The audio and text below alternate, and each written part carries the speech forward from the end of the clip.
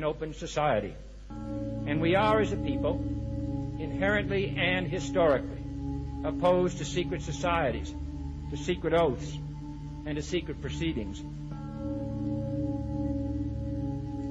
I think a new world order is emerging. An inside job? How dare you? How dare you? To create, so to say, mass-produced models of human beings arranged in some kind of a scientific caste system.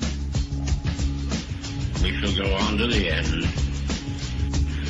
We shall fight with growing confidence and growing strength in the air. We shall never surrender. Good day, everybody.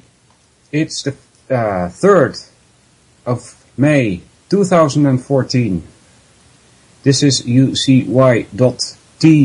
with the Solvinur Event. How you doing, everybody? Today I'm going to pick up from where we left off last week. This is Trivium related. It's a part 2, The Secret of Secret Societies.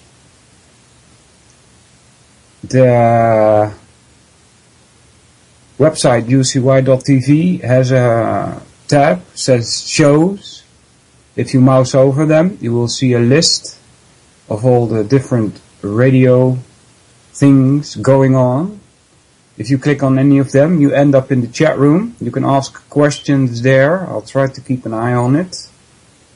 You can also ask questions at Solvinur, Solvinur, in Skype. So you have to send me a message or a Skype contact request. Another possibility is Solvinur2 at yahoo.com. That's the number 2, Solvinur2 at yahoo.com. So, let's get into this. We probably will not be able to get to the end of this, but we will see for today. There are many artifacts which illustrate that the craft of masonry is much older than its public eruption in Great Britain in the 1700s. One such document is the Wood manuscript, around 1610, which contains 32 pages, and therein begins by proclaiming that masonry has always been associated with grammar, rhetoric, logic, arithmetic, geometry, music, and astronomy. Now, I don't know why this is in the wrong order. The correct order is grammar, logic, rhetoric, arithmetic, geometry, music, and astronomy. This is an unmistakable reference to the 7 liberal arts, composed of the trivium, grammar, logic, rhetoric, and quadrivium, arithmetic, geometry, music, and astronomy. These are ancient subjects lost to the Christians during the Dark Ages and preserved in the Middle East by Arab scholars until the Crusades. Now, I've done a little research on this so-called Wood manuscript from 1610. It gets mythological, guys, because they claim that there were 2 pillars. Now, how about that? That just keeps coming back, these 2 pillars that they talk about. It just reminds me of 2 World Trade Centers, alright? Those are 2 pillars as well, you see. But they claim that after the flood, the biblical flood, there were these 2 pillars found, and on them were all these rules about masonry. So it's mythical, you know. It's shrouded in mystery and uncheckable claims. Another curious artifact is found as a conclusion to Albert Pike's magnum opus, Morals and Dogma, where on page 861 he proclaims that the royal secret of the Sublime Prince is found in the understanding of the Pythagorean 5-3-4 right-angled triangle. The 5 representing the 5 senses, the 3 representing the trivium, and the 4 representing the quadrivium. So it's when they introduced this triangle at school, I was like, what? How can this be? How can you have like a leg of 3 and a leg of 4 when they are in a right angle, that you have an exact 5 as a result if you connect the two? That just didn't make any sense to me. It would seem to me that would have to be some kind of fraction. But it is exactly 5. I checked it. Yeah. And there's another one like 5, 12, 13. That's another one of those. You have a leg of 5 and a leg of 12 in a right angle. You connect the two and you get 13. So that is, I still find it strange. And that's supposed to be coincidence? Yeah, right. I don't believe in coincidences. I'm not exactly sure yet, and I probably will never get to it, but why that is. Alright? In the creation of the universe, well, maybe I shouldn't even say that, because we don't know if the universe was created or not. But let's put it this way then. In the existence of the universe, there are many more things like that. Like, for instance, our solar system, the planets, how they move about in relation to each other, also gives away Fibonacci sequences and stuff like that. So, again, that is not a coincidence. It seems like it was done like that on purpose. Alright? So that's kind of strange, isn't it?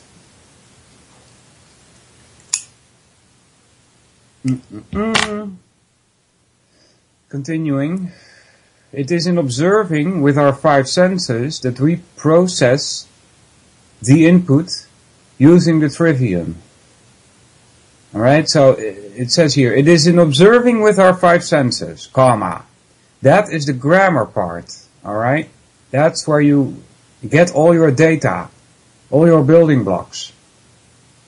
Then it says that we process this input using the trivium. And that's the second part. That's the logic part. That could be seen as the logic from a computer also. Alright, that's also probably a reason why they're using the word input here. Alright?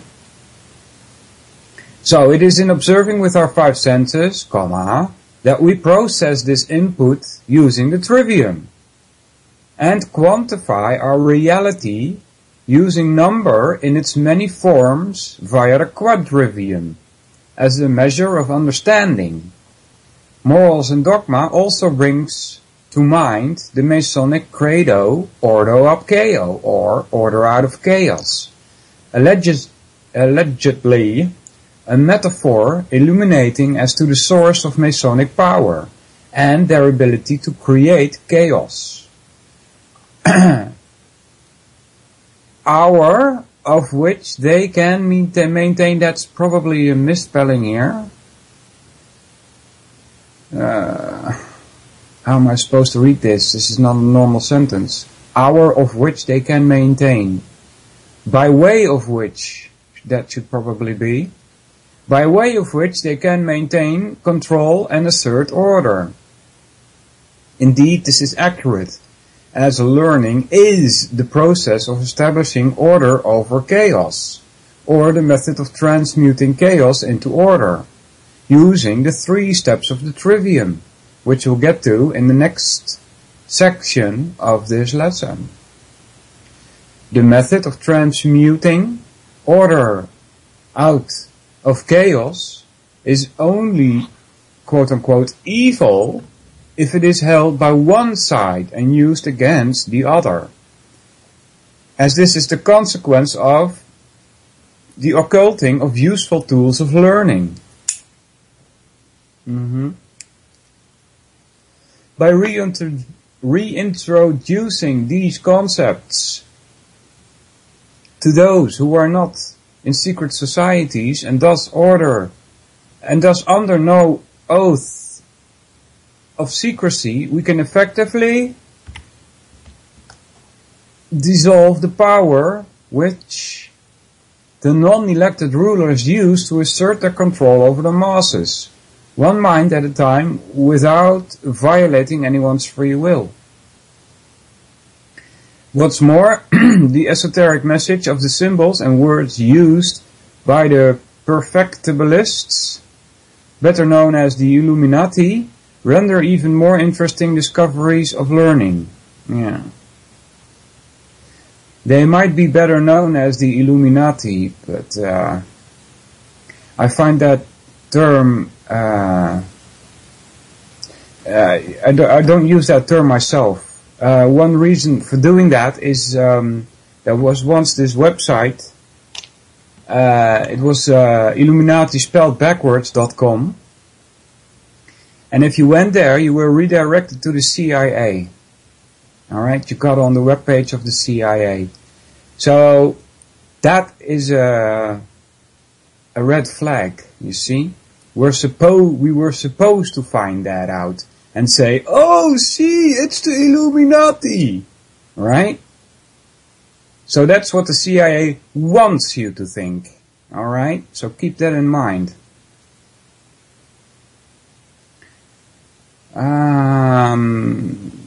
Better known as the Illuminati, render even more interesting discoveries of learning. The owl, representing a predator who can see in the dark, while you cannot. Alright, what's significant about that is first that it's a predator, like a cat.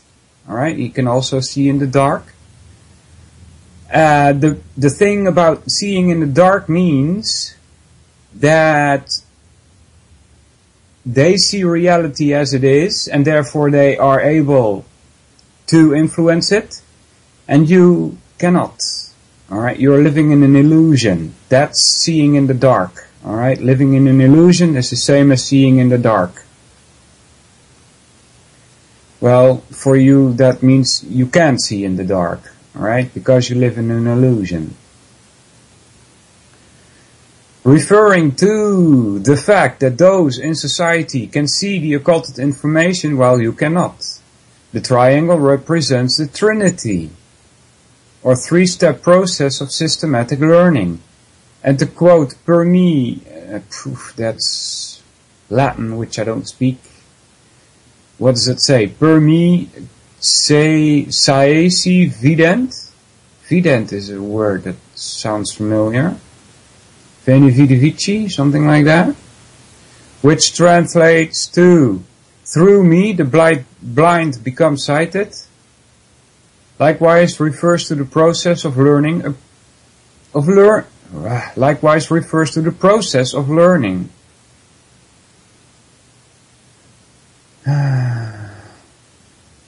Yeah. Alright, so what they're talking about here is a third eye, which is your mind. Alright? Becoming sighted is like opening your mind. Alright? It's using your mind. That's what it is. It has nothing to do with your normal eyes with which you see the world. A process which, if not shared equally, can be used as a weapon, given great power to the few and used to control the many. If the word light is derived from lux, Might the process of shedding light be equated to the unocculting of information, which is also learning or education? Might that which allows us to observe, compare reality to our memory, and learn as a result, be something that people of the past have worshipped? I don't know if they worshipped it. Might someone at some time in the past have sought to cloak the power of learning by making others, without access to the tools of learning, to think that it is evil or even an adversary, so as to use fear to prevent others from making meaningful discoveries and sharing knowledge with others? That might start to account for the reason as to why our most precious natural resource, that of the ability for each individual to develop their mental capacity, has been again, this sentence is not typed correctly. How do I see this? Has most evidently been subverted over the past centuries. Alright? Now that we know A, there is a method to learning anything. Alright, that is the trivium. It's a method of learning anything, because every topic has its own grammar, and that's where you start with. You start learning the grammar of a specific topic, like anything. I'm still got this masonry in my head, so and I didn't want to use that as a topic, but you'd have to learn the different kinds of stones and things like that. Or if you were learning about metals, you get to learn the different kind of metals and what temperatures they start melting and things like that. That is grammar. Alright, so the trivium, which starts with grammar, split up in special grammar and general grammar, is tied to any topic. Alright? So special grammar is the grammar within one specific language. General grammar, it doesn't matter what language it is about. General grammar can be seen as building blocks, pieces of data. Alright, continuing. And B, that the method has been occulted and held as primary secret of secret societies. Because if they can prevent you from learning likewise, they have a favorable advantage in power differential or leverage.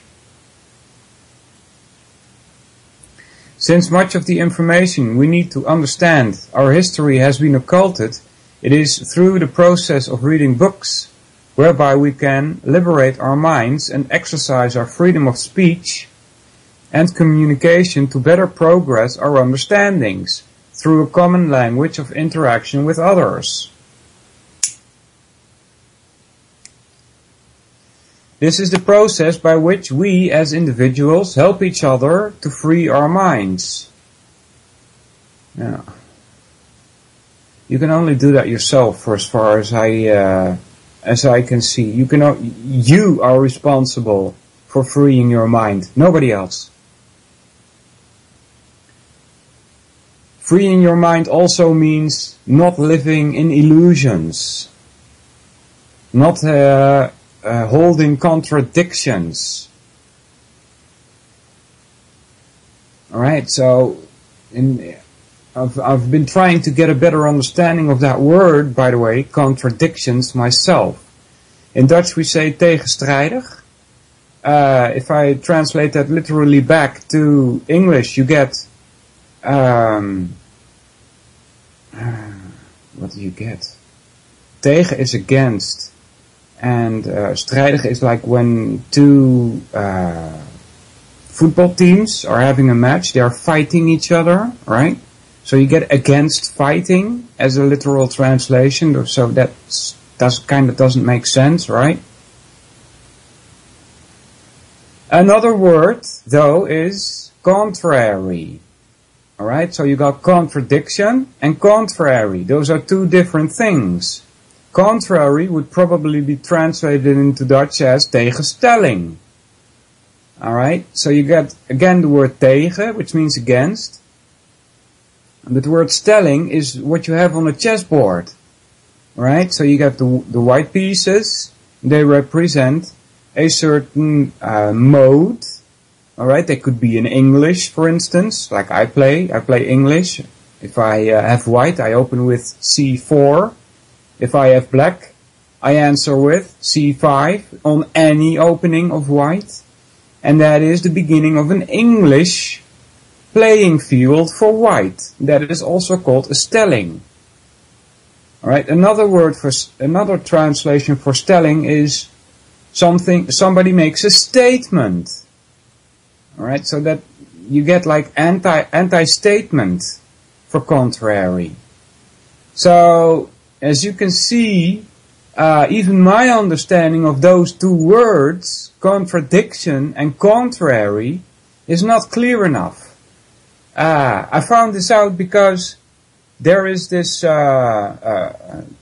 square that is used in logic. And all these, so the square has like 4 corners, right? One is called A, another is called E, another is called O.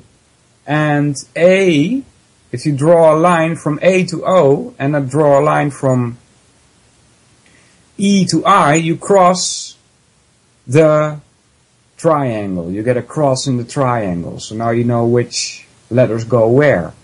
And on the lines of these crosses and on the lines of the triangle itself are these words. And there's more, of course, but 2 of them are contradiction and contrary. Alright, and so this square can be used because in one case, and I'm not sure whether that's contrary or contradiction anymore, but in one of those, you can say that if A is true, then E cannot be true, and even the other way around. If E is true, then A cannot be true.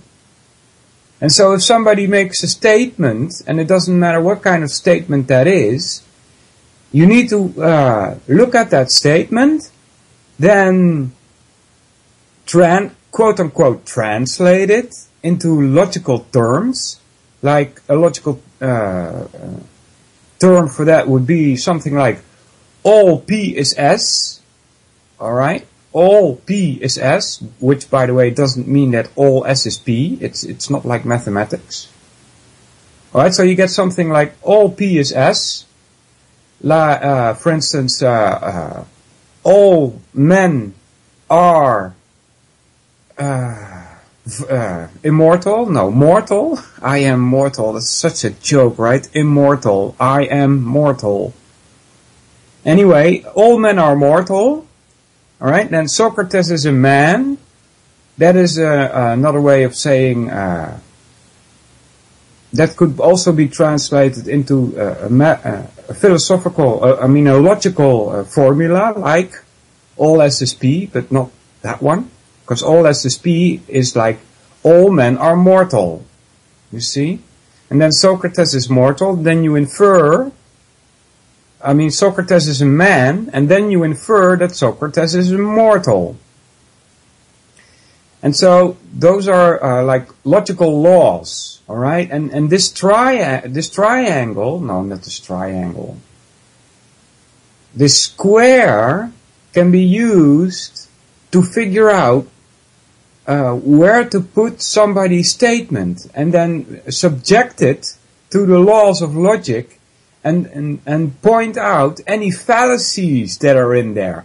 The fallacies that we've been discussing so far are not the only kind of fallacies that are out there. There are real logical errors that people make, and you're not even aware of it, because we have not been taught this square, you see. I don't even know the difference between a contradiction and a contrary.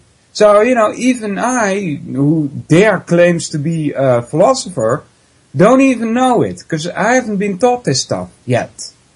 I'm trying to learn it, you know, I'm busy with it, but it's in English, and that's not even my own language, you know, it's my second language. So it's freaking hard for me to get a hold of that, let alone rhetoric it back to you, you see. So what you do is you go to a website from Leonard Peikoff. And there you will find a link to Ayn Rand's bookstore.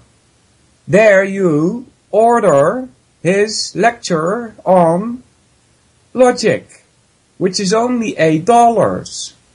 Alright, if you do that, your mind will be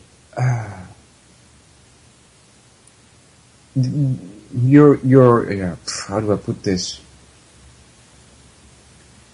Your mind will be added with tools with which you can discern whether somebody is speaking nonsense or whether he's using the language as it's supposed to be. Alright? As far as I'm concerned anyway, language is supposed to be used to convey reality. Alright, so language is a map. Alright, and the map is not reality, but it points to. Alright? Gee, this is not easy. Anyway, let's continue. This is the process by which we as individuals help each other free our minds. Books are our best resource of knowledge into the history of humanity. And it's our ability to find and filter the valuable information and share it with others, which provides hope that all is not lost. Yeah. Alright, so books they're mentioning here. It depends on what books you have. I mean, I wasted years and years of my life trying to figure out what the heck these Indians mean with their scriptures. Alright? Like, Christians waste their whole lives trying to figure out what is meant with the words in the Bible. The Bible is even worse than the Indian scriptures. The Indian scriptures are even much more clearer, but even they are deceiving, because the people that explain these verses, these tens and thousands of verses that are known as the Vedas, they have an agenda of their own. They are religious nutcases, and they will try and get you believe in gods. They have like 30 million gods in their system. And every one of them you have to appease if you want to get some kind of result. Alright, so books, yeah, fine, but it depends on who wrote it and with what goal in mind. Was it to further bring us down the rabbit hole? Or was it to give some clarity? Alright, so be careful what books you read.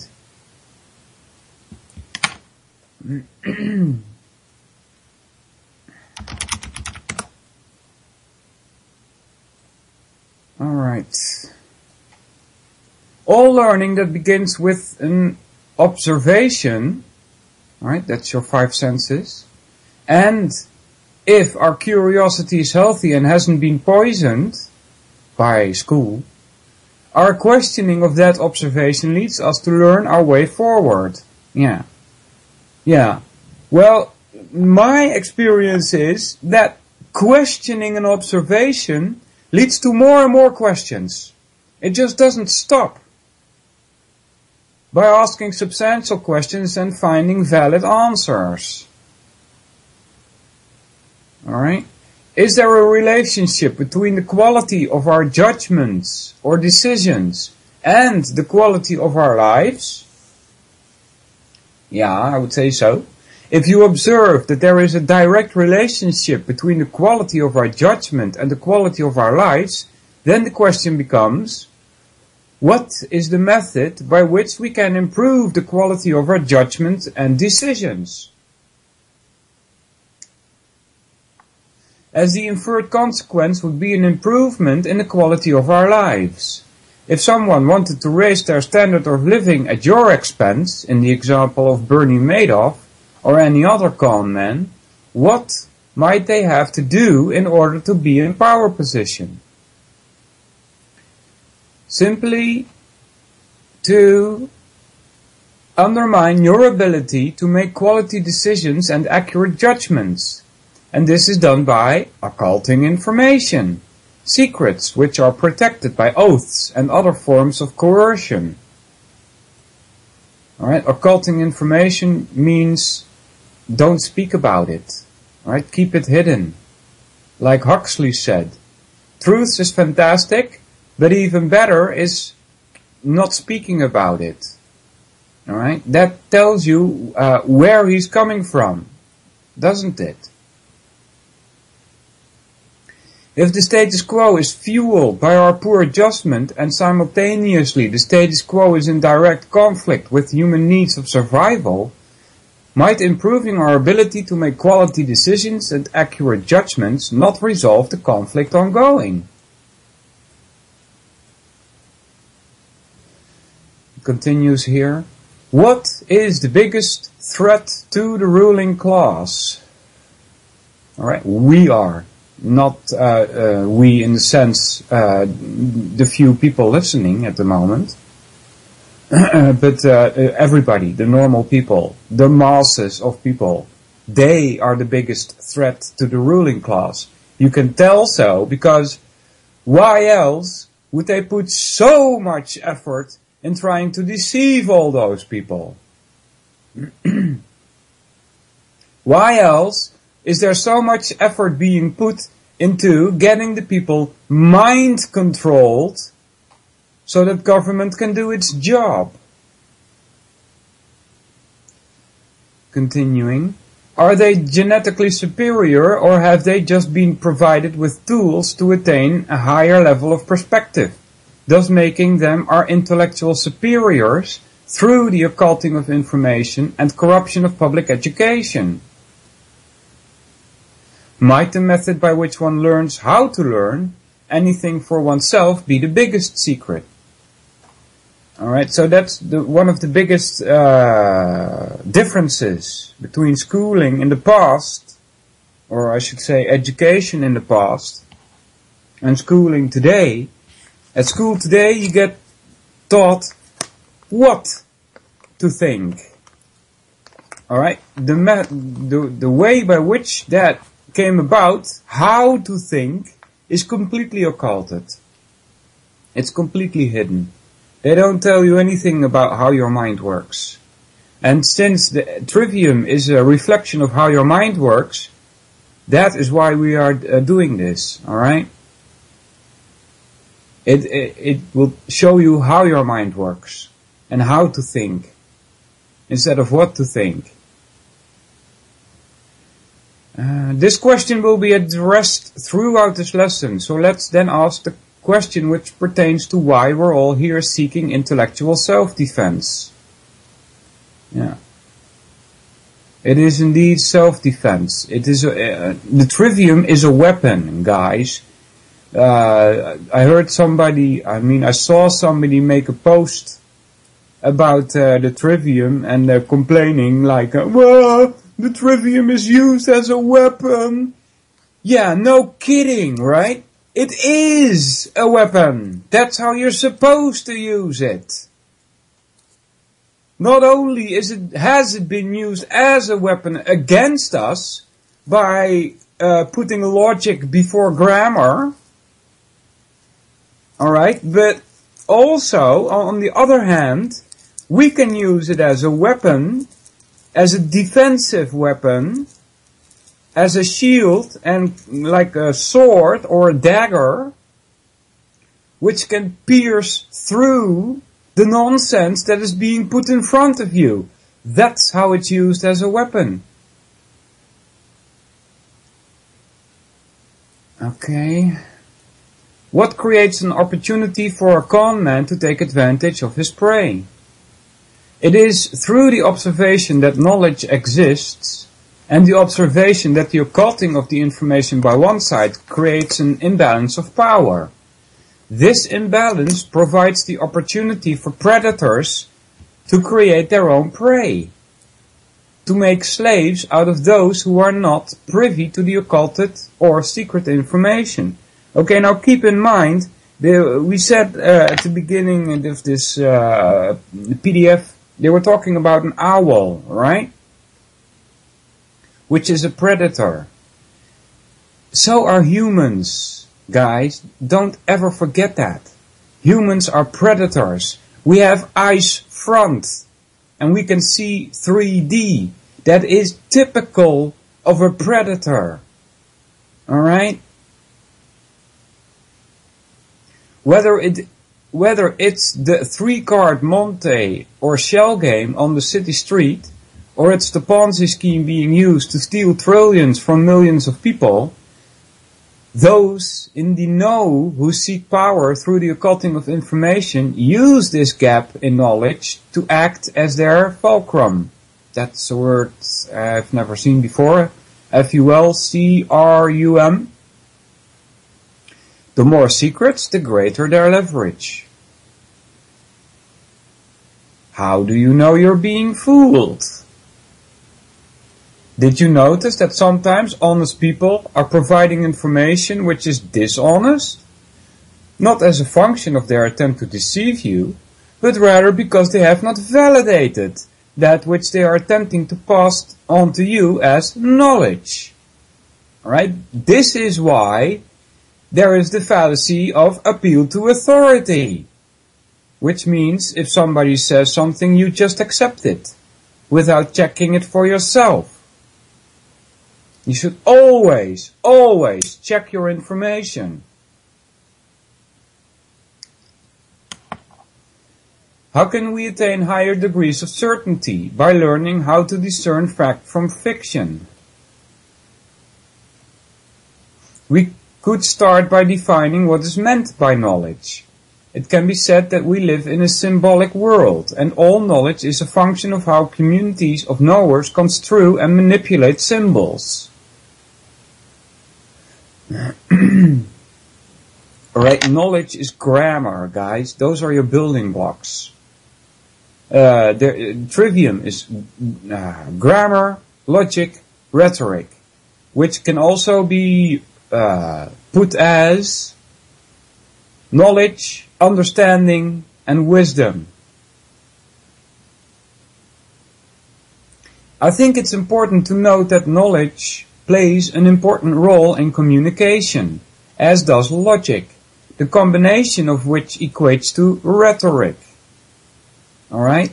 So, rhetoric has the logic and the grammar in it, which pertains to the expression of knowledge.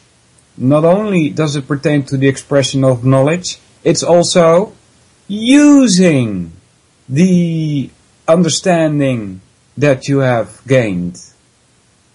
That is also rhetoric or wisdom. It means action.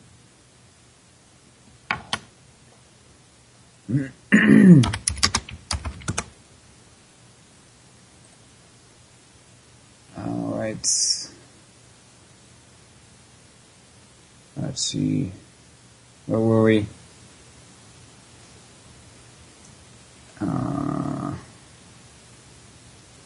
Yeah. Let's try this again. I think it's important to note that knowledge plays an important role in communication, as does logic, the combination of which equates to rhetoric. Combination of which? I didn't understand that yet. How is grammar combined with logic, rhetoric? Well, I understand that rhetoric has the grammar and logic in it, alright? Anyway, which pertains to the expression of knowledge, if this process is uncorrupted and remains in integrity with the law of identity. Now, the law of identity is most important here. Another way of saying law of identity is law of non-contradiction, which means you should not hold contradictions. If you find a contradiction, you should figure out which one of the parts is flawed and get rid of that. It is through this knowledge, or the ability to construe and manipulate symbols,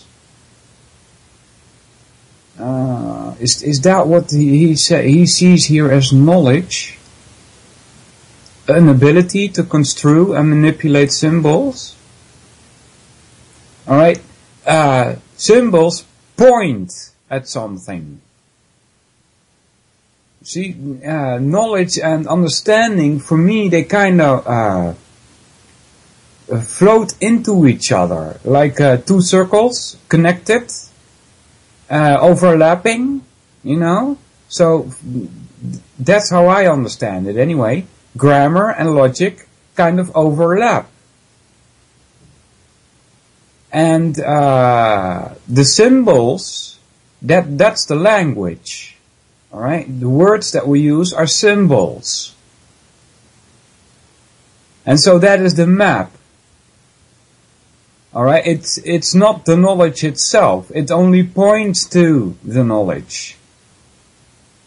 Alright, so let's try this again. It is through this knowledge, or the ability to construe and manipulate symbols, that rhetoric is formed.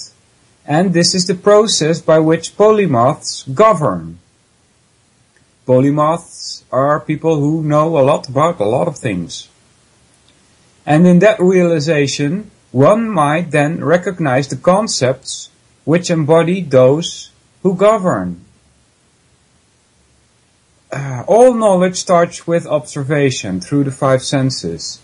This is the genesis of thinking, as a process of identification, to validate the contents with which we store as memory. It has been said that judgment without observation is the epitome of ignorance, while observation without judgment is the epitome of wisdom.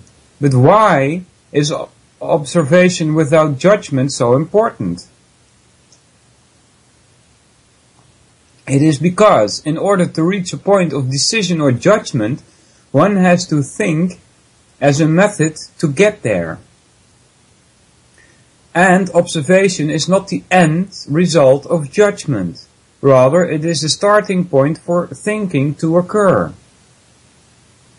What is thinking but an ongoing process of achieving identification, and the process of inferring these identifications into a body of logically connected knowledge? Alright, that makes sense. Thinking is a process of asking the questions who, what, where, when, why, and how, and finding valid answers, whereby you can make an informed decision or accurate judgment. Alright? I'm going to do this again. Thinking is the process of asking the questions who, what, when, where. That is the grammar. Then why, which is the logic part, and how is the rhetoric part. Do you see that how also kind of implies action? If your process of observation does not progress through the dialectic or question and answer process of thinking, your judgments reflect nothing other than conditioned responses. Yeah, very well put. Programmed by your environment, and thus you will find it to be unsatisfactory, as the status quo is created to facilitate progress and protect the non-elected ruling class, and you're not in it.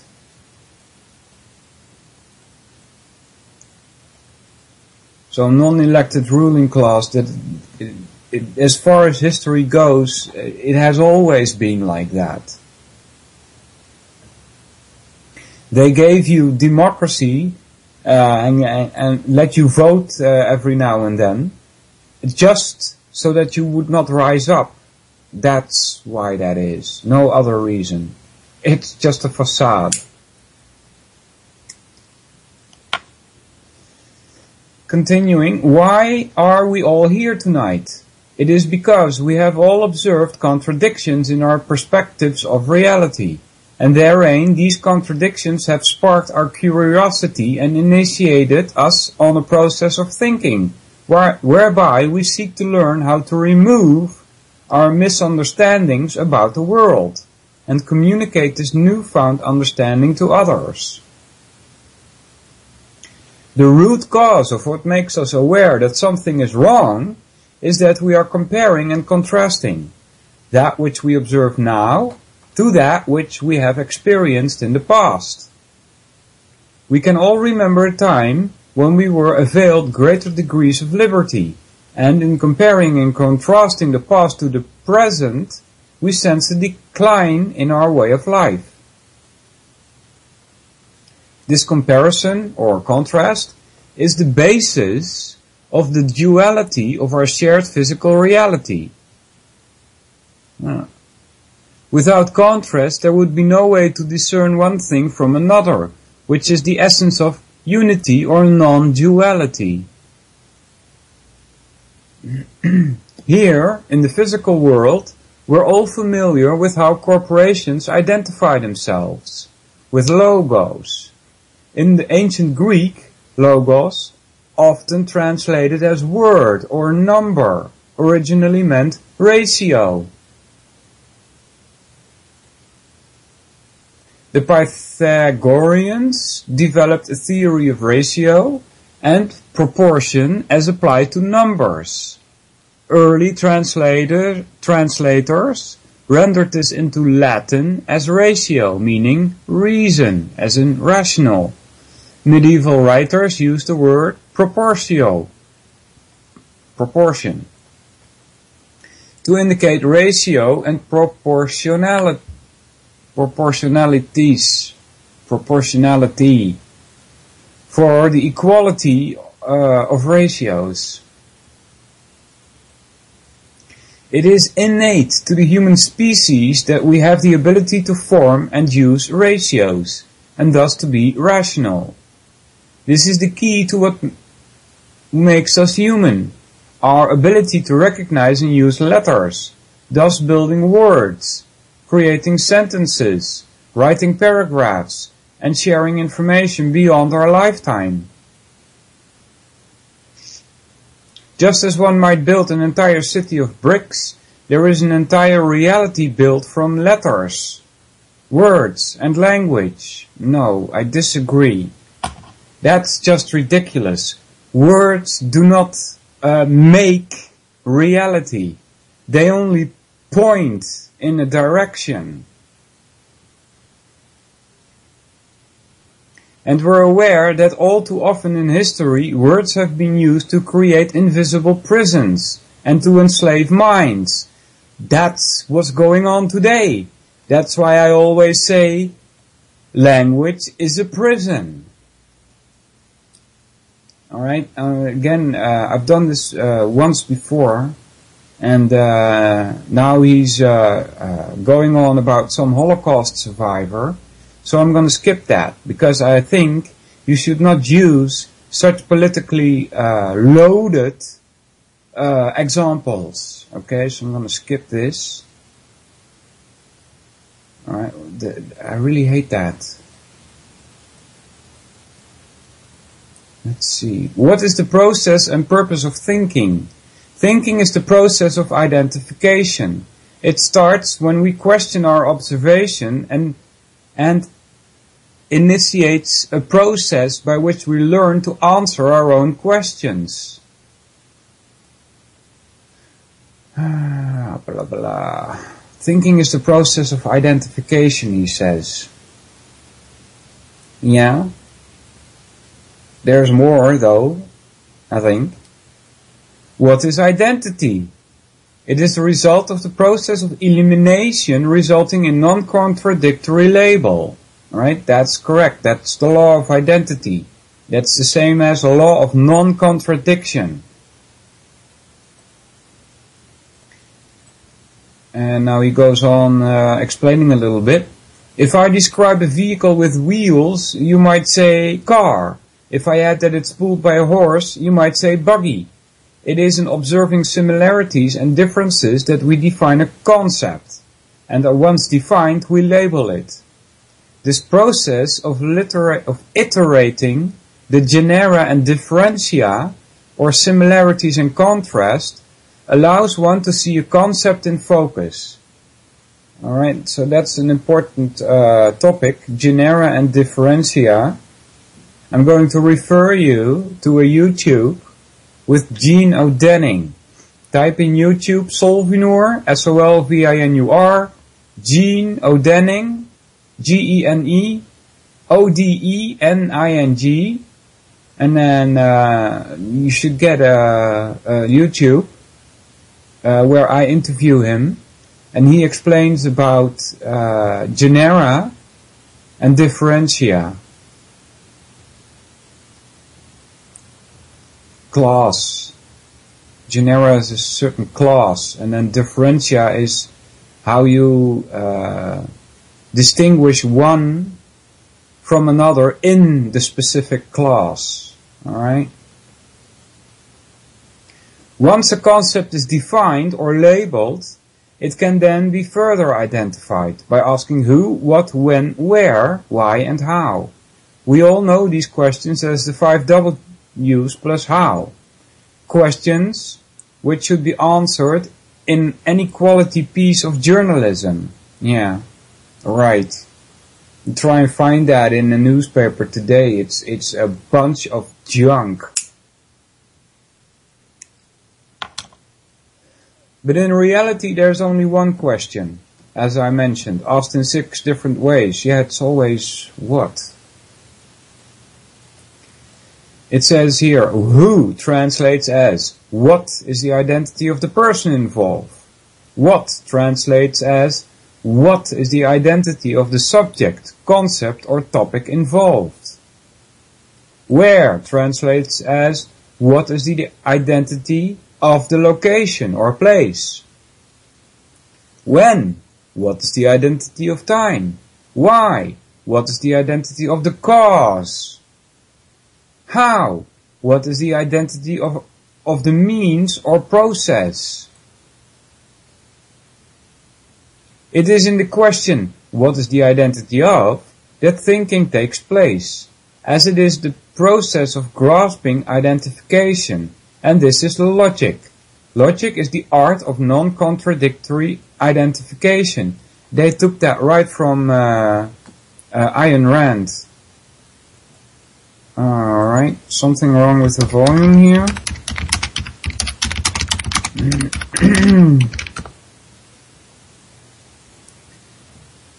I hope not.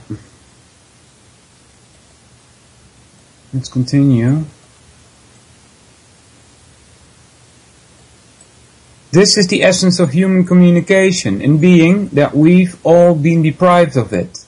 It's no wonder that we're all here looking for something, and now we can identify what that is. The concept of proof, which is something we're all looking for, is also useful to define at this point. Alright. Let me see if I can find that. Hold on, guys. Where did I put that? Here it is, I think. I'm gonna hear some rumbling. Yeah. I think I put it down here, so you will get 2 times an explanation. I hope I got it here. No, it's not in here. Where did I put it? I put it in some other paper. That's too bad that I don't have it in front of me now. But this one is fine also, so this one is about contradictions. And I don't have the proof in here. That's too bad. Anyway, let's take this one then. Proof, alright, is the process, alright, so it's a process, keep that in mind. Proof is the process of deriving a conclusion, step by step, from the directly given evidence of the senses. Each step in accordance with the law of identity, which is logic. Once concepts are mutually defined, communication becomes much more efficient and effective. Now, the other one that I had was much better. Now, where did I put it? You're hearing me go through papers here, not so nice. Where is it? Too bad, I should have had that in front of me. Guys, I'm sorry about this, but the other one is so much better that I really want to find it, but I don't seem to be able to find it at the moment.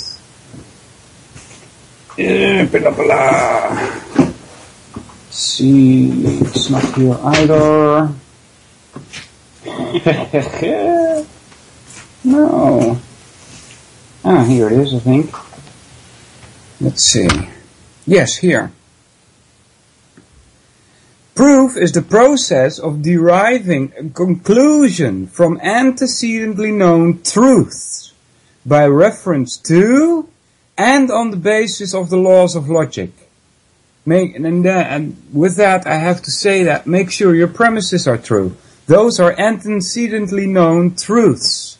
Those are your premises. Alright, and then you infer from that.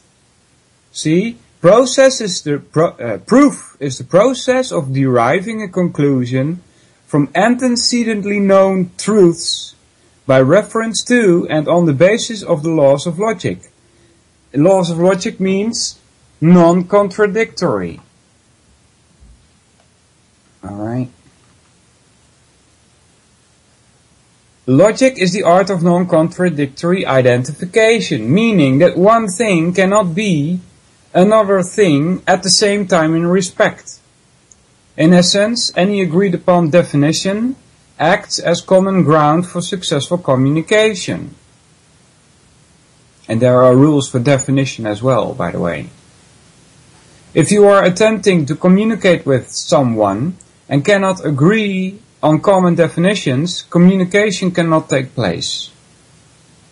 Yeah, that's very correct. One example Leonard Peikoff gave is with definitions, and this is especially true for Dutch people, but I suspect it is also true for Americans, that if you try and talk to somebody about one of the most important things in our so-called alternative corner, the word freedom. Alright? You will see that many people have many different explanations of what they think freedom is. And especially here in Holland, they think freedom is slavery. I'm serious about that. They're really stupid. They're made stupid. In America there is a little better understanding, but I still doubt that you can find 3 people that have the same definition for the word freedom.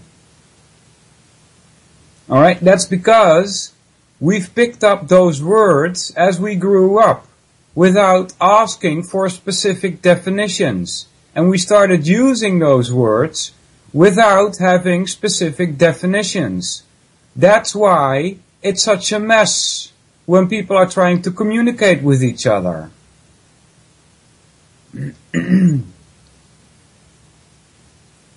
If identities cannot be defined, logic is not present, and the conversation then is apparently about nothing. Yeah, exactly. If you do not have definitions for the words that you use, you might as well shut up, you know? Seriously. There's rules for definitions as well. Like, once I tried to look up this word in a dictionary. The word is O-M. It's a Dutch word. The whole explanation, and it was a big explanation, right? It was filled like 12 or 13 times with the same word, om. Now, how do you explain what om is using the word om? Does that make any sense to you? So that's not allowed. You're not allowed to use the same word or synonyms if you want to give a definition of the word that you're using.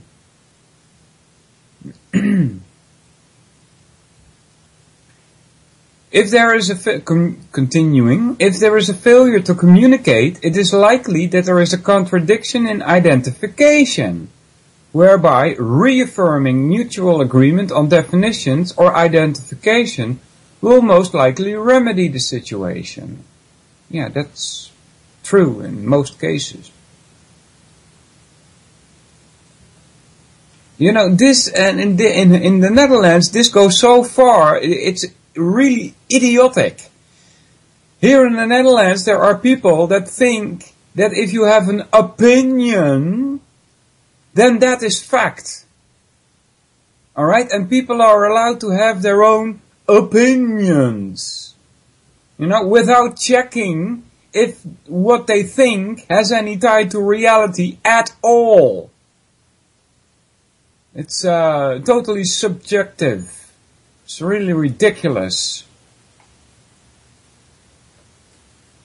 This is the common thread between humans and computers, and why we can use computers to communicate. The way I am communicating with you right now is identical to how computers communicate. In a technical sense, we all speak in code. Yeah, that's correct.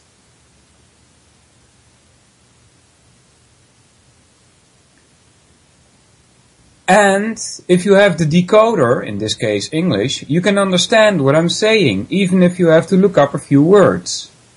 A code is defined as communication between an encoder, a writer or speaker, that's me, and a decoder, a reader or listener, that's you, using agreed upon symbols, in this case the English alphabet and English dictionary. That's right. Now it's a drawing here, trying to explain you something. So I'm going to skip over that, because it's kind of hard to explain a drawing. There's squares and arrows and stuff, and, you know, if you don't have the drawing in front of you, it's kind of useless. In 1948, Claude Shannon, an American polymath, published his paper on the mathematical theory of communication, which earned him a place in history as the father of information theory. Shannon's work in how communications work is the foundation principle for the electronic age, as it is used in computers and practically every communication device or electronic gadget. It is in recognizing the input, processing and output pattern that we can learn how our process of communication is undermined. You have an idea, you express it, and the person to whom you're speaking to looks as if your message has been lost in translation. If you agree on definitions, the coded language used to transmit the message, whether in English or in binary code, the next step would be to identify the source of noise in the message, specifically identifying that which is the message and that which is not. This is the logical processing. Humans and computers differ insofar as humans sometimes attempt to deceive each other and or communicate information which is not validated. Validated ties to the word value. Both instances create chaos or noise which can dissolve the integrity of the message. A fallacy is an error in logical thinking process. Yeah. The word fallacy derives from Latin. Fallere, to deceive. If someone is nescient of the myriad of fallacies in accent, their use, if recognized by you, might be construed as innocent. Nescient means that you have not been able to get this knowledge. If someone is knowledgeable and is attempting to deceive you by using fallacies, if recognized by you, can be addressed, and you can avoid taking toxic misinformation and filling it in your memory as truth. However, when so much information is held secret and so many fables and are therefore circulated, it is hard to achieve a clear focus on reality. Thinking is the process of bringing our mind into focus on the subject or concept to be identified. So what would happen if the properties of identification are withheld from you?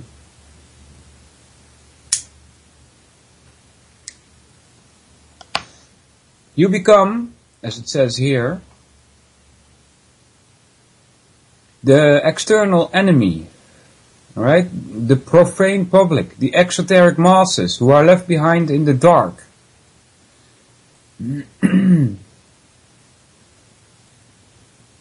Alright, there's a reason why they do that, guys. It's because they are afraid. This is the nature of encryption and cryptography, which Claude Shannon also miraculously elaborated in simplest terms. Communication on secrecy systems. Alright, there's another diagram here. Unfortunately, you can't see it. If you want to see this, just contact me on Skype, Solvinur, Solvinur, and I'll send you this PDF so you can take a look at it for yourself. Claude Shannon also created the communication of secrecy systems method, which occults information, the key source, denying someone outside of the secret society the ability to read the message. This is useful to understand, as it is access to the key that enables the rest of us to decrypt our reality.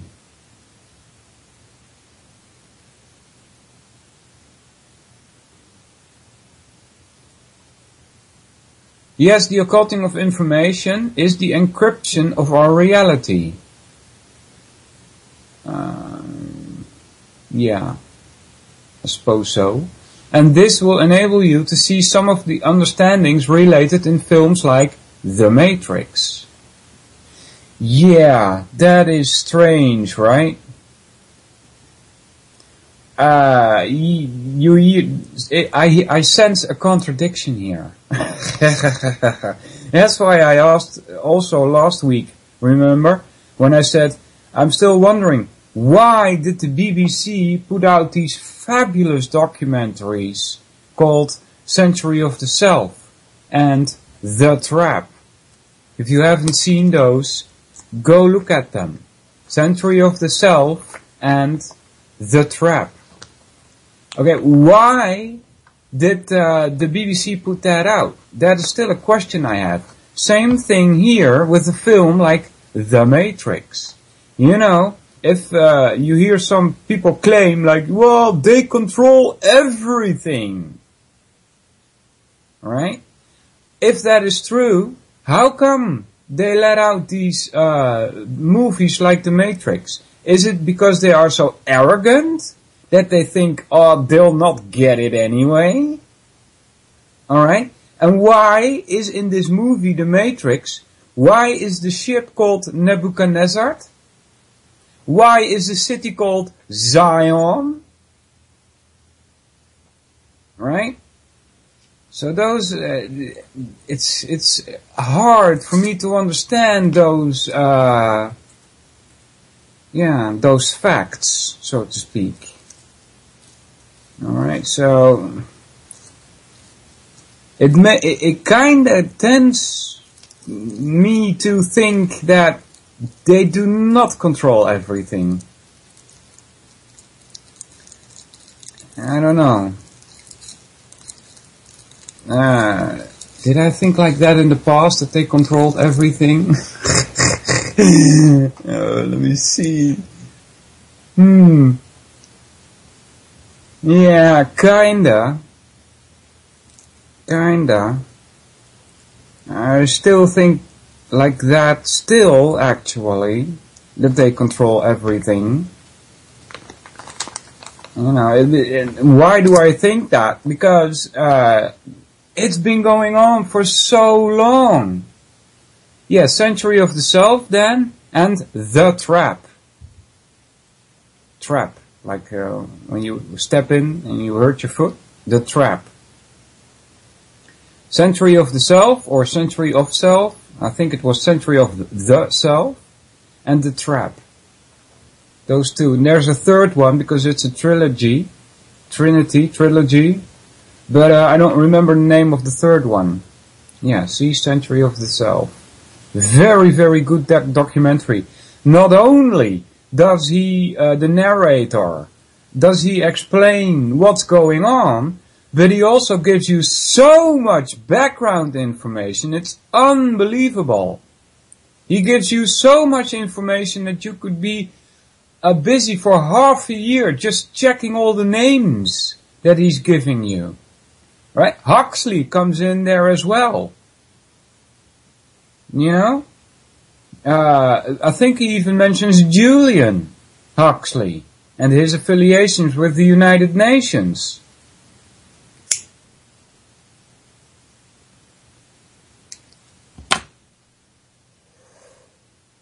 Yeah. Joe in the chat says, I think it was the BBC that told us Al-Qaeda means the base. Yeah, well, I don't speak that language, so I cannot say, I cannot confirm.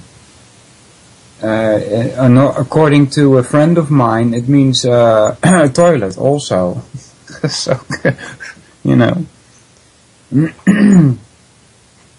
And he should know because he speaks Arabic. Yeah.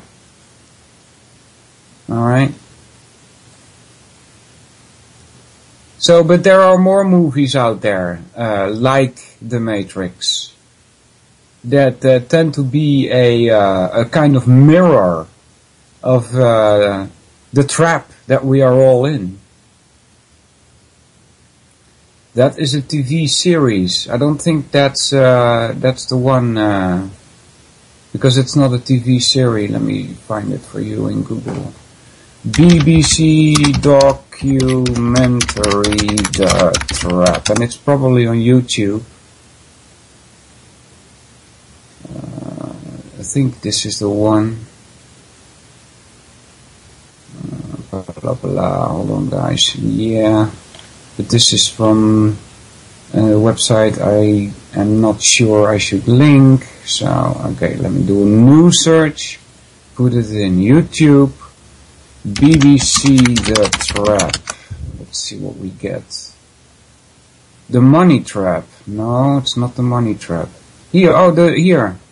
Eddie Bernays. That's only two. Here's Noam Chomsky, the traitor. But that's not one. Hold on, you guys. He should have it in his playlist here. Alexander, the Money Trap. That's so...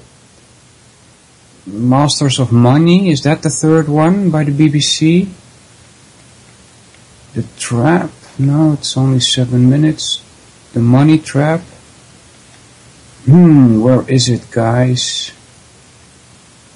Is this the one? It's only 38 minutes. I thought it was longer than that. Alright, let's do another search. BBC documentary The Trap. Is it this one? The Money Trap. No, it's not called The Money Trap. It's The Trap. Let me try this again. Open this new and you will hear some... Eddie Bernays, called the father of public relations. Edward Bernays, yeah. He mentions here Edward Bernays, who turned the term propaganda into public relations. No, he doesn't have it here. That's unfortunate. A lot of deleted ones. BBC The Trap here. What happened? Yeah, here. This video contains BBC Worldwide, which has been it has been because of we're not allowed, you see. Unbelievable, right? The BBC puts out a documentary, and because of author rights, we're not allowed to see it. Talk about occulting information, right? Fortunately, when I saw this, and this was about 6 years ago or so, it was still available on YouTube. Now they've authorized it, and you're not allowed to see it. Christ. Freaks me out, right? See if I can find it for you guys. This is not it. What about this one? Is this the one? This is the story of how high street banks can lure their customers into debt. It's told by a powerful insider. Can you guys hear this? In all my years of experience in the banking industry, I would say that consumers should be very, very wary of their banks. They put profits before the customer at every given opportunity. It's the story of how banks routinely encourage customers to borrow more than they can afford. Sometimes with fatal consequences. They tell me you've been found on the railway line in the morning. I can't even begin to describe how I felt.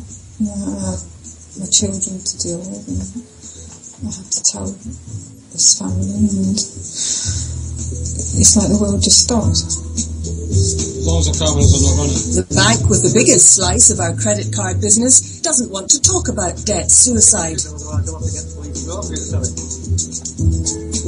But this top executive from one of the biggest financial institutions in the UK is prepared to speak out.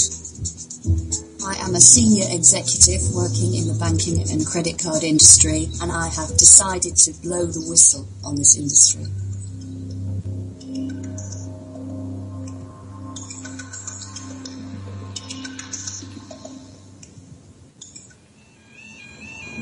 Late at night in January last year, a body lies by a railway line.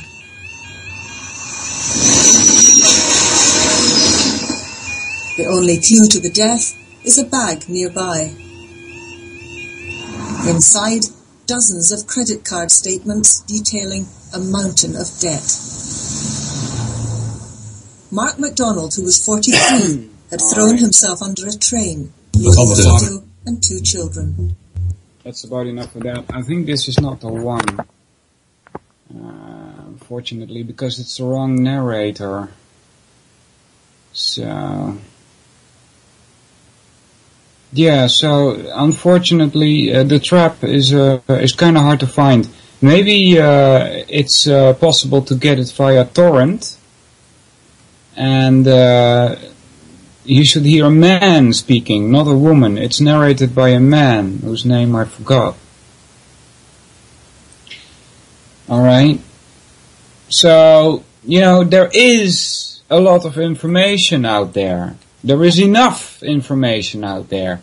So how can we claim that they control everything? You know, that's a contradiction. They don't, apparently. You know, it is possible for people to wake up. There is more than enough information out there.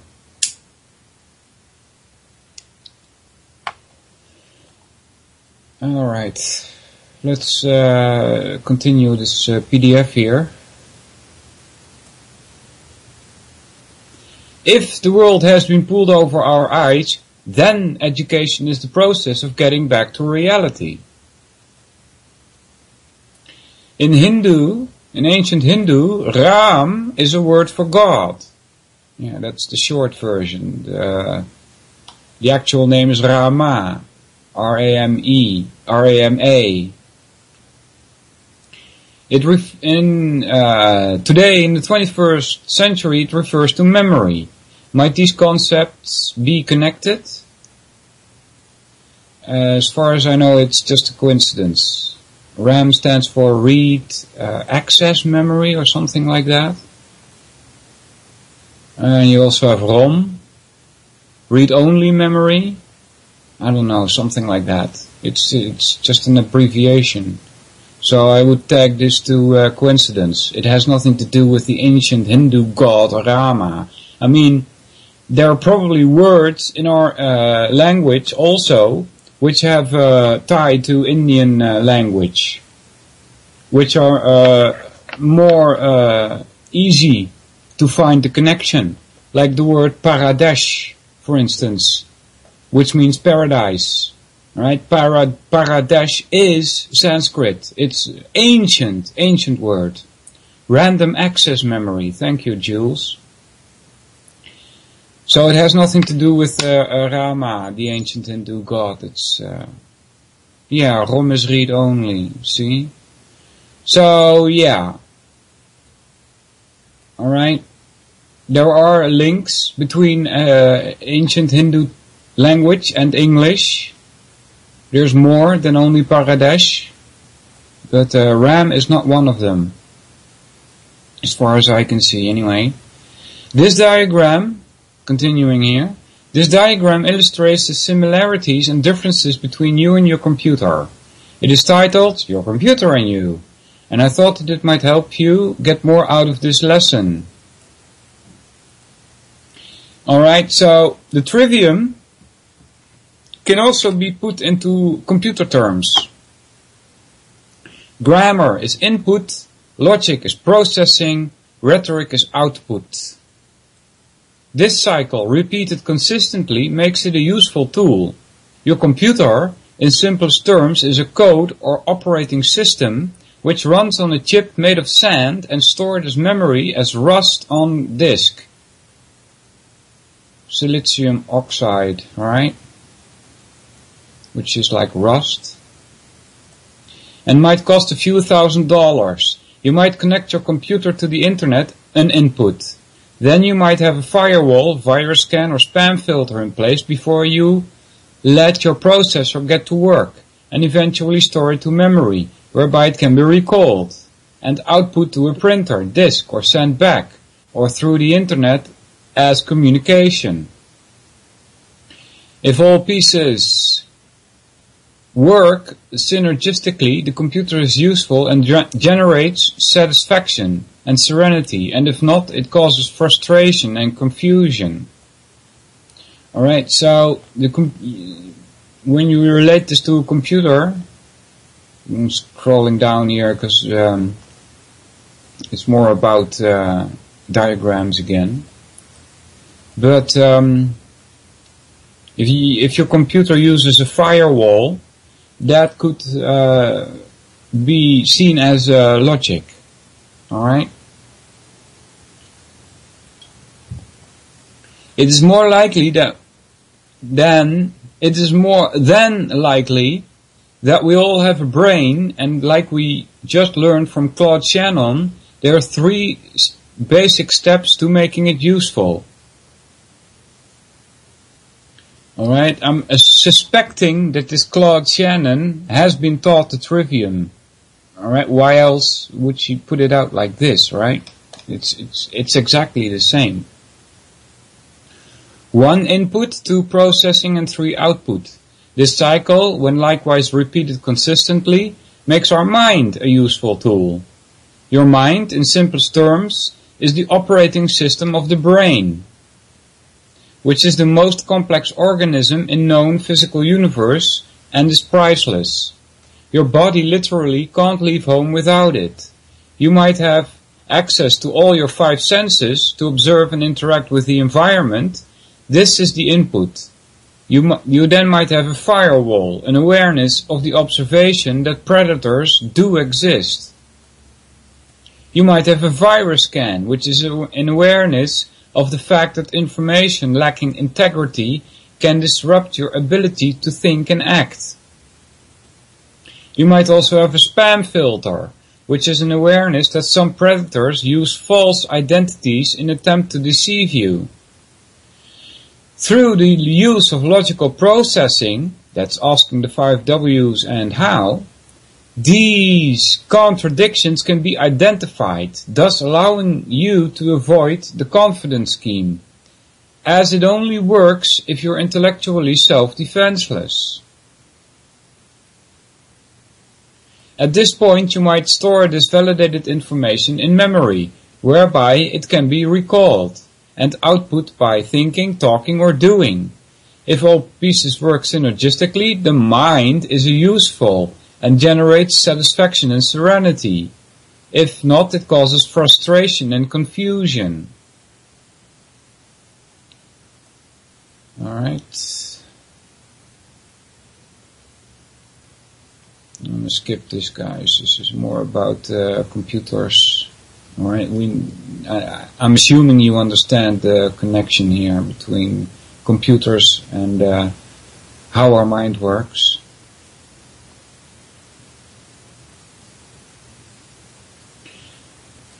Picking this up at a little further down.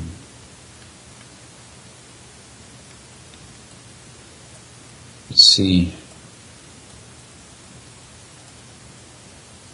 Now a couple of quick examples to give you the best grip possible on this invaluable set of perspectives. Let's see what we got here. 1. If you've ever been out of your neighborhood and gotten hungry, it's likely that you've had the experience of ordering from an unfamiliar restaurant. You observe the menu, you think about what you would like, and then you order and eat your meal. 3 steps. Observe, think, order. You don't eat, order, think about what you want, and then look at the menu. That would be illogical. Right? This is why there is a specific order in the trivium. It's grammar, logic, rhetoric. Right? Grammar is you observe the menu. Then you think about what you would like to eat. That's logic. And then you eat, which is rhetoric. Grammar is the definition of or knowledge of what's on the menu. Logic is the process of thinking, comparing what you like to the menu, and assuring that you don't eat a contradiction to what brings you satisfaction. Rhetoric is the process of ordering and eating a meal. 2. It seems that almost every television channel has a police crime scene investigation show, and yet, ironically, too few in this world can actually recognize, investigate, and solve any of the myriad of mega crimes and grand theft world ongoing. In these shows, the grammar, logic, and rhetoric process is a repetitive theme, the system or method by which crimes are solved. First, there is an awareness and definition of the crime scene, which then goes back to the lab to think through the evidence and identify and remove contradictions, whereby the connection to the criminal having been made, the arrest can take place. Grammar, logic, and rhetoric, a wheel of power, which the helmsman use to steer the rest of us through life. This is the essence of how to start to instantly introduce equilibrium in the world, one free mind at a time. Number 3. Lastly, if you haven't gotten the hang of it yet, one more example. Everyone here has purchased a product which comes with an instruction manual. Every single instruction manual with integrity uses grammar, logic, and rhetoric process, or the trivium method, to communicate the value of the concept, idea, product, etc. The individual parts are always first, and that's your grammar, defined and usually illustrated. This is the general grammar of the product. Next, the manual will show you how all the parts fit together, illustrating how the knowledge of the individual parts interconnect, which produces your understanding, thus allowing successful assembly. This is the logic of the product manual. Lastly, the instruction manual articulates how to properly use and troubleshoot the product, and this is the rhetoric. That's put quite simply, right? Now this one is a little more difficult, but still not too difficult. Picture a circle. Divide it into 3 equal parts. These 3 roads, grammar, logic and rhetoric, when used in that specific order, repetitively, with active learning engaged, produces ever-increasing degrees of certainty. If you rotate this circle and progress it horizontally, it creates a line of repeating steps. Grammar, logic, rhetoric, etc. And this is a comprehensive decision-making process. It is the process used to deceive all of us, to lock our own minds early in life as being deprived of this simple natural reflection of the human learning process. We accept whatever feels emotionally pleasant as truth, and that does not compute, if you'll excuse the irony. Critical thinking cannot be effectively taught in a curriculum, as it is a skill which results from the process of thinking and learning, and is driven by the grammar, logic, and rhetoric cycle of observation, thought, and action. The purpose of grammar is to bring initial and consistent order to a body of knowledge. The process of logic is to extract understanding from the body of knowledge. Rhetoric is the cogent explanation of that body of knowledge. If done effectively, this is known as teaching. When one realizes that they desire to change their environment, either as recognition of a problem or the inspiration for a new creation or improvement, the learning process is necessary.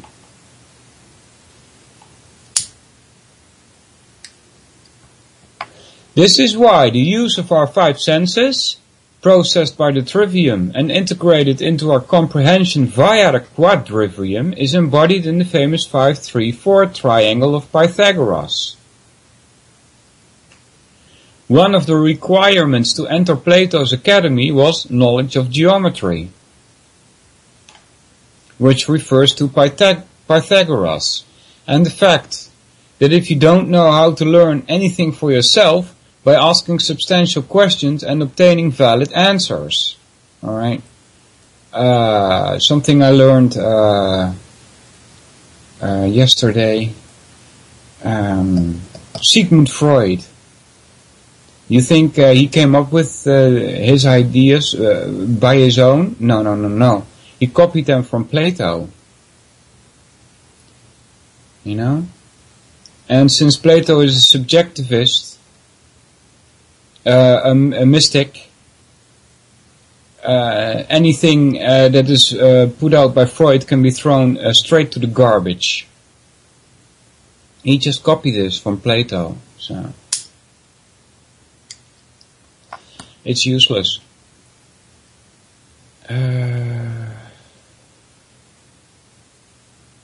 Where were we? Now you know why the secret societies, including the Brothers Masons, conceal this secret from the public. Yeah. Because any single person who understands what I'm saying, or can learn to understand what I'm saying, is now impervious to the control system. This learning process is a vaccination of information, inoculating you from predatory forces on this planet. Yeah, that's unlikely. We're born into a system. And just because you don't fall for the system doesn't mean you have to live in this system. because it's being supported by millions of people who keep it in place, who feed the beast. Alright, so you yourself might be impervious, but that doesn't mean you're free from this reality that is created by these occulters of information. Alright. The hope exists in the simple fact that you can hear me, that you can work to grasp my meaning, and that with a little thinking we can all begin to reflect the change we wish to see in the world, and thereby make this converge a will of success long into the future. Problems cannot be solved at the same level of consciousness which created them. That's a quote from Albert Einstein, supposedly, who I don't trust for one bit either.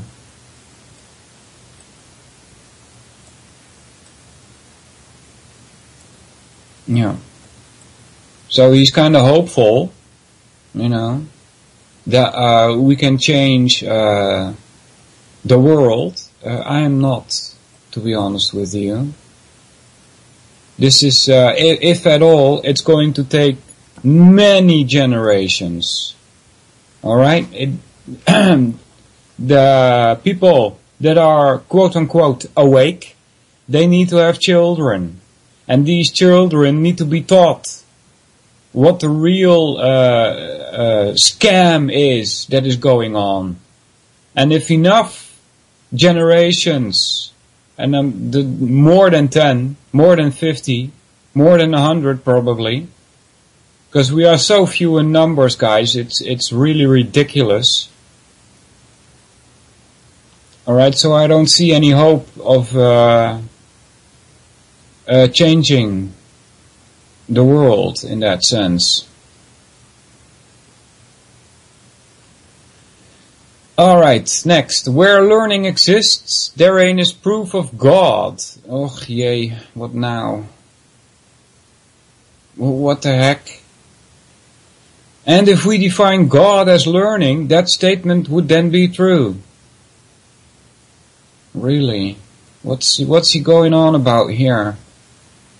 If one equated the concept of God to the process of learning, one would note that in places where learning is stifled, it is as if God has abandoned the area. And conflict festers as more and more information is censored. On the contrary, where people are engaged in kinetic learning coupled with constructive action and compassionate communication, it is as if God is manifesting through the actions of human beings. Yeah, right. Why do you have to bring God into this? I mean, that is so religiously tainted, it stinks to high heaven, so to speak. Right? Religion is used to control people, and that's exactly what we're trying to get away from. So what the heck, you know? Indeed, it continues, there is a connection between the concepts of energy, nature, learning, freedom, love, and God. Really? You know, I don't see the words freedom and God in the same sentence. They just don't mix. God is somebody high up there who is better than you, who is your boss. What do you mean freedom? You know? Continuing, but that is the destination of your own journey of understanding, and I will not attempt to deny you that priceless experience of self-recognition. Rather, I am here to fan the flame of curiosity, to help ensure you reach your destination sooner rather than later. Is this writer of what I'm reading here? Is this Tony Myers? Is he religious himself? Is he a Christian? Why can't he keep God out of this? Now some hints for you guys. If you want to learn more, you should type into Google Jan Irvin, Gene O'Denning, episodes 49, 50, 51. I think they're on Google, and YouTube. But Google will help you find. You will probably get to one of Jan's sites, gnosticmedia.com or triviumeducation.com. Right, Jan Irvin, J, yeah, that's a J, right? ANIRVIN, that's Jan Irvin, and Gene O'Denning, GENEODENING. And they do a better job at explaining this stuff than I do. So, another website, Tragedy and Hope. Right, type that into Google, Tragedy and Hope. I think it's .com. Let me check that. Let's see if I can find that here. Here's one.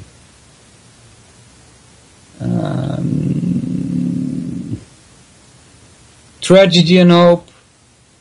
Yeah, I don't know if it's, because this is another site. Let's see. This is too long. Google it. Let's see what we get. Tragedy and Hope. Let's see what we get with the .com. Tragedyandhope.com. This looks okay. Get rid of the S, otherwise it doesn't link, right? Copy this and put that in the chat room.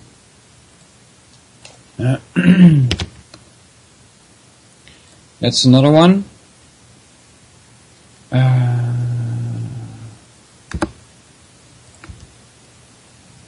Which you can study. There's a trivium information to be found there. What you probably can find on YouTube is what you've been missing. Alright, copy that too, put that in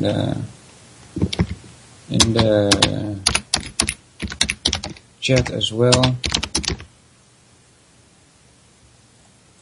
Alright.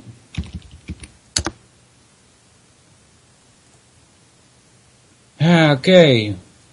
Now it continues. We're not even 1/4 done with this stuff, guys.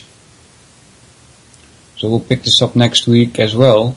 So here's one that ties a lot to what I always say, that language is a prison. It says here, literacy is a form of slavery until a systematic form of critical thinking is practiced by the reader. Alright, I totally agree with that. Now you have been informed on the existence of this process and have been provided with the coordinates of where to locate more knowledge on these topics. Alright, go to triviumeducation.com, Tragedy and Hope, and on those websites you will find more links to other sites. Trivium Binder is a good one to Google. Trivium Binder. You can copy stuff from there. And this is where we now invite you to participate with thousands of people all over the world by reviewing our podcast, screening our films, and sharpening your intellectual self-defense skills in our online community. Yeah, that's from Tragedy and Hope. They have an online community also. But you have to pay for that, so I kind of disagree with that. I mean, but that's just my opinion, right? But the situation is bad enough, right? And so now we are lucky that there are people out there that let us talk on air for free, you see? And I do this for free, alright? So I think that's the attitude we should have. You should not be asking money for information that is so important for people. You should be giving that away freely. And if you can't do it, if you don't have the ability to give it away freely, then you should talk to your neighbors about it. That's free. Alright. I encourage you to familiarize yourself with the concepts unfolded today and do some serious thinking of your own. Alright, let's skip a few. The trivium. General grammar, formal logic, classical rhetoric. The quadrivium, arithmetic, geometry, music and astronomy. We're gonna get a little bit more of explanation here of those terms, guys. Grammar, discovering and ordering facts of reality, comprises basic systematic knowledge. Not only the rules developed and applied to the ordering of words, concepts for verbal expression and communication, but our first contact with conscious order as such. This is the initial self-conscious technique used in properly, discursively or sequentially, organizing a body of knowledge from raw factual data for the purpose of gaining understanding through logic, and thus also organizing the individual human mind. It is the foundation upon which all other methods of organization and order are built. Special grammar properly relates words to other words within a specified language. General grammar relates words to objective reality in any language and applies to all subjects as the first set of building blocks to integrated or fully mindful objective knowledge. A body of knowledge which has been gathered and arranged under the rules of general grammar can now be subjected to logic for full understanding, which emphatically is a separate intellectual process. Now, and this is more for only the people that are listening, not speaking in general, some of us are probably still doing investigations into whatever topic, be it the murder of JFK, or the Oklahoma City bombing, or the Northwoods, whatever, you know. Those are topics also, and you need to gather as much as grammar as you can get on it. And then you will find that on this website you find this piece of grammar, on that website you find another piece of grammar, and you will see that there are contradictions in there. And then it is your job to check the grammar first before you start building your quote-unquote body of knowledge. And then start using your logic on them. So what you do is you gather as much as information as you can get on a specific topic. Then remove the contradictions, which is a logical process. Before you can say, well, okay, this is a complete body of knowledge which I can integrate, where the parts fit together, where the facts don't contradict each other. Alright, if you have two quote-unquote facts and they are contradictory, then one of them is not a fact. It's a lie. Or it's deceiving. Alright? 2. Logic. Developing the faculty of reason in establishing valid, that is, non-contradictory, relationships among facts yields basic systematic understanding. It is a guide for thinking correctly, thinking without contradiction. More concisely, it is the art of non-contradictory identification. Yeah, this is the law of identity, guys. The work of logic is proof. Proof consists of establishing the reality, of establishing the truth, although I don't see the difference between the two, but I just skipped a line here, so that came out wrong. Proof consists of establishing the truth and validity of a concept or proposition in correspondence with objective factual reality by following a self-consistent chain of higher level thought back down to the foundational primary concept or axioms. Alright, what comes to mind for me here is deductive and inductive reasoning. I hope to get in that a later point,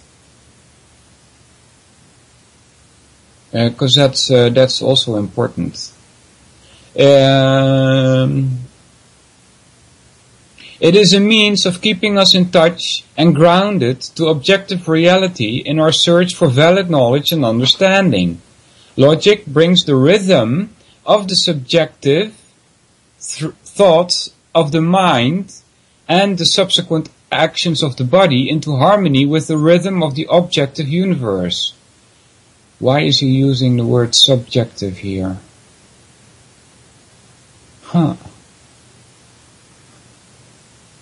Now, because it's the word subjective, in my mind, the word it automatically goes to the word subjectivism, which I don't like. Alright, subjectivism is like, what I feel is true must be true. Okay, it's not like that. So, let's see what we get in the dictionary with just subjective though. Dictionary. Subjective. What does it say? Subjective. 1. Existing in the mind, belonging to the thinking subject rather than to the object, opposed to objective. Alright? That's acceptable. Alright? Another thing that comes to my mind at this point, because of the subjectivism. Alright, so subjective and subjectivism are not two of the same things.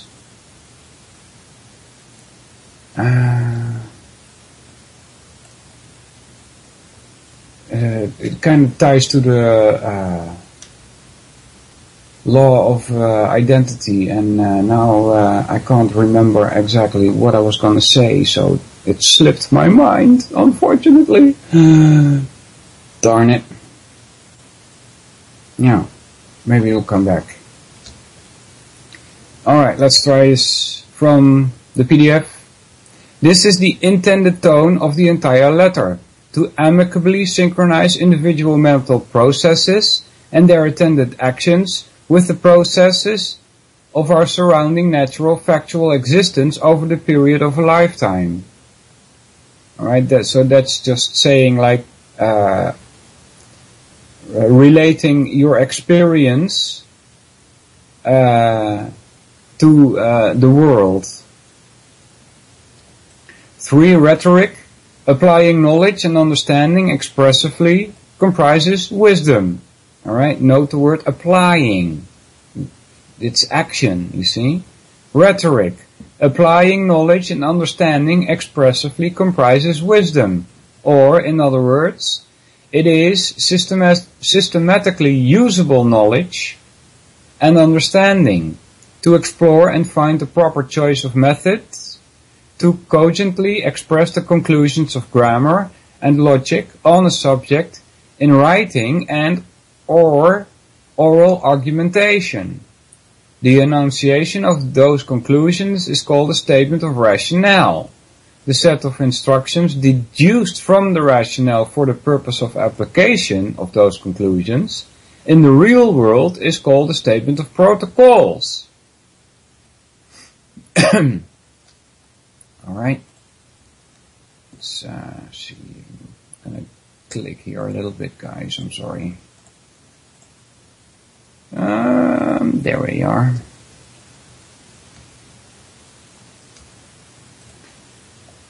And it starts again with A.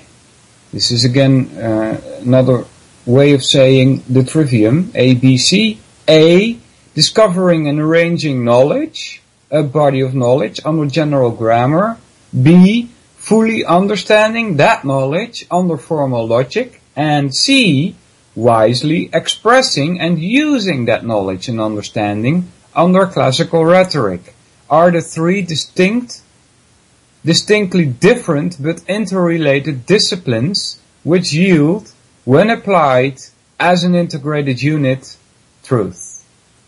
Okay, I would have to agree with that. That's truth. Truth is not something that is unattainable for us. It's not that hard. The quadrivium, the advanced four, is mathematics, which is number in itself, which is a pure abstraction that is outside of space and time. 2, geometry, it's number in space. 3, music, or otherwise known as harmonic theory. That's number in time. And lastly, astronomy, which is number in space and time. Okay, so that's really an interesting topic. As I mentioned in the beginning of the show, there are ratios in how planets behave when they swirl around the sun. Alright, so for instance, the Earth and Mercury, how they turn around the sun, is part of a Fibonacci sequence. Alright. The subject of the quadrivium, originally organized by Pythagoras, the ancient Greek philosopher, no. He copied it also. Alright, this knowledge is much older than Pythagoras. So it's not, it's not originally organized by him. I don't believe that for 1 minute. It's not like he was so super intelligent and we owe it all to Pythagoras. No, that's for the Greek who are latecomers. Alright, they are known as latecomers. They copied and quote unquote stole from all around them. Like China, India, Africa. Now let's try this again without my comments. The subject of the quadrivium, originally organized by Pythagoras, the ancient Greek philosopher, provided much of the more advanced study prior to the integration of science of physics by Galileo and Isaac Newton. Alright guys, I see it's 58, so we're gonna stop here and we'll pick this up next week. And I want to thank everybody in the chat.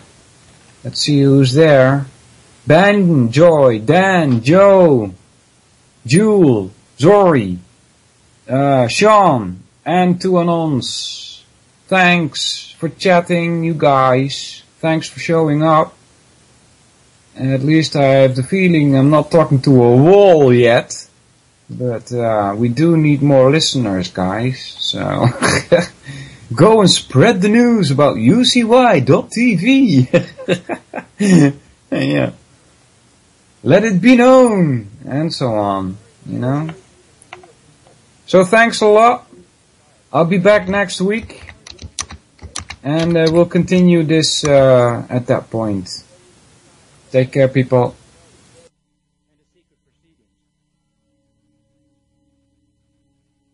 I think a new world order is emerging.